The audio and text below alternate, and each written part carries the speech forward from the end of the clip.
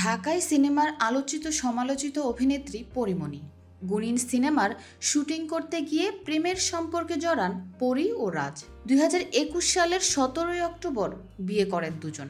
এরপর তাদের কোলজুড়ে আসে ছেলে শামীম মোহাম্মদ রাজ্য। গত বছরের সেপ্টেম্বরে বিচ্ছেদের পথে হাঁটেন এই তারকা দম্পতি। সম্প্রতি পরী রাজের মধ্যকার দৃশ্যপট পাল্টেছে। মাসখানেক ধরে পরীমণির বাসায় শরীফুল রাজের যাতায়াত হচ্ছে। এরপরে ছবিজঙ্গনে এই জুটিকে নিয়ে নানা গুঞ্জন ভেসে বেড়াচ্ছে।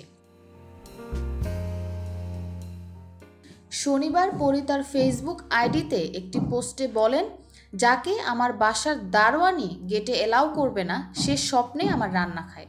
নির্মাতা শিমুল খান এই পোস্টে কমেন্ট করেছেন, কে খাইলো তোমার রান্না?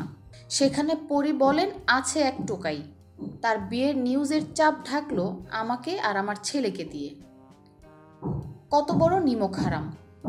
মাহবুব নামে এক ভক্ত লিখেছেন, স্বপ্নে খেত আর বাসার গেট পেরুতে হয় না। উল্লেখ্য, 2015 সালে ভালোবাসা সীমাহীন চলচ্চিত্রের মাধ্যমে বড় পর্দায় অভিষেক হয়। তবে রানা প্লাজা ছবিতে চুক্তিবদ্ধ হয়ে তিনি আলোচনায় আসেন। তার অভিনীত উল্লেখযোগ্য চলচ্চিত্র হল প্রণয়ধর্মী আরও ভালোবাসবো তোমায়, লোককাহিনী নির্ভর মহুয়া সুন্দরী এবং অ্যাকশনধর্মী রক্ত।